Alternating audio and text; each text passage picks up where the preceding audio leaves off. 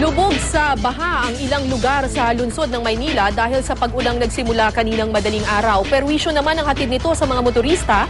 May news to go si Haji Rieta live. Haji, kumusta na ang sitwasyon dyan? Yes, Kara, bahagyang lumubog ang ilang kalye sa Maynila matapos ang bumuhos ang malakas na ulan kaninang madaling araw. Lubog ang kotseng ito sa may Calao Street sa Maynila dahil sa baha matapos bumuhos ang malakas na ulan. Ang ilang katabi pang sasakyan, lubog din.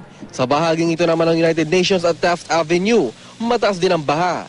Kaya naman pahirapan din para sa mga sakyang dumadaan dito.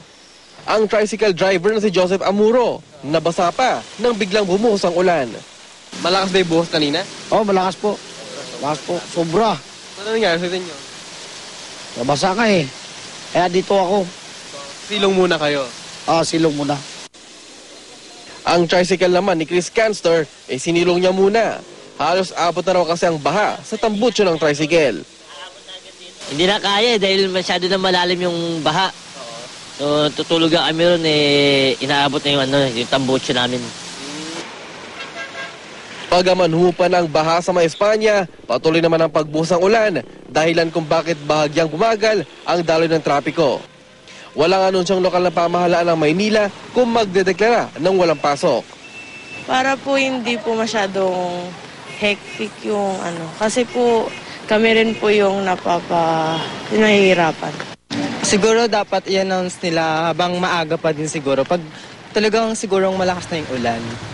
Siyempre, mas importante dahil katulad niyan, traffic, tapos baha. O, di mga bata mababasa, di ba? Para sa kayo nga, patuloy ang pagbuhos ng ulan dito sa kinatatayon natin dito sa Espanya at ito yata nagiging dahilan na kung bakit nagkakaroon ng mabagal na pagdaloy ng trapiko. Yung katabing eskwelahan dito naman, yung Ramon Magsaysay High School, ay wala pa namang anunsyo kung magdedeklara sila ng kansela ng klase ngayong umaga, Kara.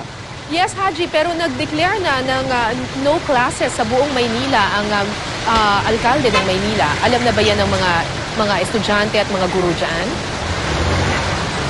Kara, yan nung pupunta natin mamaya. Dahil kanina ay wala pang anunsyo ang buong lungsod ng Maynila. Pero kayo mga estudyante ay patuloy lang sa pagpasok nila sa kanilang eskwelahan. Pero ngayon na alam na nila siguro na may anunsyo ng ang lokal na pamahalaan na walang pasok, ay babalikin natin sila kung nakansela o napauwi na ito mga estudyante ng nasabing eskwelahan, Kara.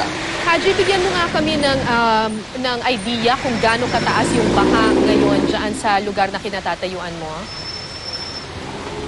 Kara, dito sa eksaktong kinatatoy natin ay wala nang baha, nag-subside na yung tubig dahil yung mga drainage dito ay madali naman daw nawala yung tubig at hindi naman din ngayon gaano kalakas yung ulan kaya hindi na agad ito naipon. Pero kaninang madaling araw, Kara, yun talagang malakas na buhos ng ulan dahilan kung bakit agad na naipon yung tubig at nagkaroon nga ng agarang pagbaha sa ilang kalye ng Maynila, Kara. Maraming salamat, Haji Rieta.